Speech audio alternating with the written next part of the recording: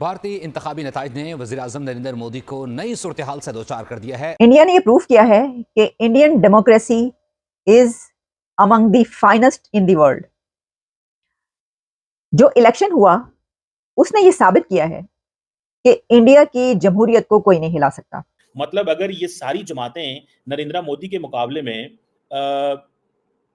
अकेले अकेले लड़ती हैं, बीजेपी में के मुकाबले में अकेले अकेले लड़ती हैं, तो they don't stand anywhere, they do not stand anywhere. Rahul Gandhi ने बड़ा हार्ड वर्क किया, इसमें कोई शक नहीं है, it's a lot of hard work, day and night. उस बंदे ने सुबह दोपहर शाम वो भागा है, लेकिन कुछ भी नहीं बना उसका। इसका दिन खास इसलिए है कि आज जी भारत में इलेक्शंस कंप्लीट हो गए, आज रिजल्ट का दिन है। हम लोग भी सुबह से जाग रहे हैं, बड़ी जल्दी जल्दी सब उड़ गए, जो देर तक सोने के आदी हैं वो भी आज सुबह जल्दी उठे हैं, और सबका यही ख्याल है कि जरा देखा जाए कि भारत में जो इलेक्शंस हुए हैं उसका रिजल्ट कैसा आता है, और कौन सा लीडर, कौन सा पॉलिटिशियन ऐसे हैं जो कि प्रोमिनेंट तरीके से सामने आते हैं और गवर्नमेंट बनाते हैं। इंडिया को मुबारकबाद, भारत को मुबारकबाद, इंडियन नेशन को कांग्रेचुलेशंस, और इंडिया के प्राइम मिनिस्टर नरेंद्र मोदी साहब को मुबारकबाद कि अब उनको थर्ड टर्म मिल गई है। भारत के नए वजीर आजम नरेंद्र मोदी साहब ही हैं। इंटरनेशनल मीडिया पर एक खबर बार बार चलाई जा रही है, काफी आर्टिकल्स भी पब्लिश किए जा रहे हैं। हम सब जानते हैं कि पड़ोसी मुल्क हिंदुस्तान में इस वक्त इलेक्शंस चल रहे हैं। तो जो इंडिया अलायंस है वो जारी बात है, उसमें एक बड़ी पार्टी है कांग्रेस, तो इसलिए वो हर टीवी के ऊपर इसका राहुल गांधी वर्सेस नरेंद्र मोदी की बात चल रही है, लेकिन इन रियलिटी लगता नहीं है कि राहुल गांधी स्पेस उस तरह बना पाए हैं। पीएम मोदी ही दोबारा आएंगे, पीएम मोदी ही थर्ड टर्म के लिए भी जो है वो प्राइम मिनिस्टर बनेंगे। लेकिन बहरहाल इलेक्शंस के ऊपर पाकिस्तान की खास नजर है। पाकिस्तान टीवी चैनल्स जो हैं वो भी मुसलसल न्यूज अपडेट्स दे रहे हैं भारत के इलेक्शंस पे। बहुत से लोग कहेंगे कि भाई भारत में इलेक्शंस हो रहे हैं, आप लोगों का क्या लेना देना। बहुत से हमारे जो हम देखते हैं लोगों को सोशल मीडिया पर वो इस किस्म की भी बातें करते हैं। नमस्कार दोस्तों, जय हिंद। जैसा कि आप लोगों ने इंट्रो में देखा, भारत में चुनाव चल रहा था और जिसकी मतगणना चल रही थी, और भारत के चुनाव में इंटरनेशनल मीडिया भारत के चुनाव पर अपनी निगाहें जमाई हुई थी, और पूरे दुनिया में भारत के चुनाव की ही चर्चाएं चल रही थी, और पूरा विश्व इसका आनंद ले रहा था कि किस तरह से प्रधानमंत्री नरेंद्र मोदी दोबारा से प्रधानमंत्री बनेंगे। और इसी पे पाकिस्तानी मीडिया में तमाम चर्चाएं चल रही हैं, और पाकिस्तानी मीडिया ये भी कह रहा है कि राहुल गांधी भी जमकर मेहनत किए, और मेहनत के बदौलत ही उनका मेहनत रंग लाया, और इसी पे तमाम बातें चल रही हैं। तो दोस्तों आइए देखते हैं इस पर पाकिस्तानी मीडिया और क्या बातें करती है, फिर मिलते हैं वीडियो के अंत में। नरेंद्र मोदी साहब को बहुत बहुत मुबारकबाद कि उन्होंने अपनी भरपूर और अपनी पार्टी की पूरी कोशिश के बाद इतनी सीट्स हासिल कर ली हैं कि वो हुकूमत बना सकते हैं। इसकी वजह यह है कि जब हम नजर डालते हैं सीट्स पर, तो आप चाहे जो मर्जी कह लें, और ये जो एक हाहाकार मची हुई है इसके ऊपर भी हम बात करते हैं, लेकिन नतीजा ये निकला है, रिजल्ट ये निकला है कि हुकूमत बनाने जा रही है बीजेपी। बीजेपी सरकार बनाने लगी है। सरकार जो बनेगी वो बीजेपी लेड अलायंस की बनेगी, यानी कि एनडीए की हुकूमत बनने लगी है, और इस सरकार के प्रधानमंत्री होंगे नरेंद्र मोदी साहब। तो नरेंद्र मोदी साहब ने थर्ड टर्म हासिल कर ली, तो जालिमों मोदी आ गया है, ये बात सच साबित हो गई है। अब ये जो मैंने बात कहा कि जरा फैक्ट्स एंड फिगर्स पर बात कर लेते हैं। देखिए, अभी कुछ देर पहले कांग्रेस की प्रेस कॉन्फ्रेंस हुई और ममता बनर्जी ने भी प्रेस कॉन्फ्रेंस की। अब कांग्रेस की प्रेस कॉन्फ्रेंस के दौरान राहुल गांधी से और खरगे साहब से कई बार ये सवाल किए गए जर्नलिस्टों की तरफ से कि क्या आप ऑपोजिशन में बैठेंगे या आप कुछ कोशिश करेंगे हुकूमत बनाने की।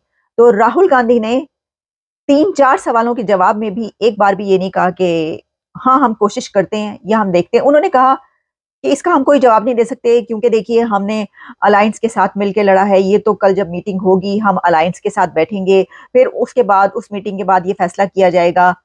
तो बात यह है कि वो ये कह सकते थे कि हाँ बिल्कुल हम ऐसा सोच सकते हैं, या हम ऐसा सोच रहे हैं, लेकिन हम ये फैसला आपको कल बताएंगे। लेकिन जी इलेक्शन चाहे भारत के हो या दुनिया के किसी भी कोने में जहां भी होते हैं, तो जाहिर है कि हर मुल्क और हर मुल्क का टीवी चैनल जो है वो उस न्यूज को कवर करने की कोशिश करते हैं। और भारत तो वैसे भी आप जानते हैं कि भारत और पाकिस्तान का नाता ऐसे ही है जैसे कि आप कह लीजिए के एक साथ साथ है, दोनों कंट्रीज के बॉर्डर लगते हैं और जाहिर है कि एक दूसरे के साथ जो लड़ाई झगड़ा और प्यार मोहब्बत दोस्ती सभी कुछ चलता है, तो हम जो है वो अलग नहीं रह सकते। और अगर आपके यहाँ इलेक्शंस होंगे तो हम तो बोलेंगे, और अगर पाकिस्तान में इलेक्शंस होते हैं, चाहे वो जैसे भी इलेक्शंस होते हो, चाहे आप कह लीजिए कि इलेक्शन नहीं सिलेक्शन होती है, लेकिन उसपे भी भारत का मीडिया जो है पूरी तरह से कवरेज देता है और पल पल की खबर हमें वहां से मिलती है अपने ही इलेक्शंस की, क्योंकि कई बार ऐसा भी होता है कि उन डिबेट्स का या उन टॉक शो का हिस्सा मैं भी होती हूँ, लेकिन अगर मैं ना भी हूं तब भी हम यही देखते हैं कि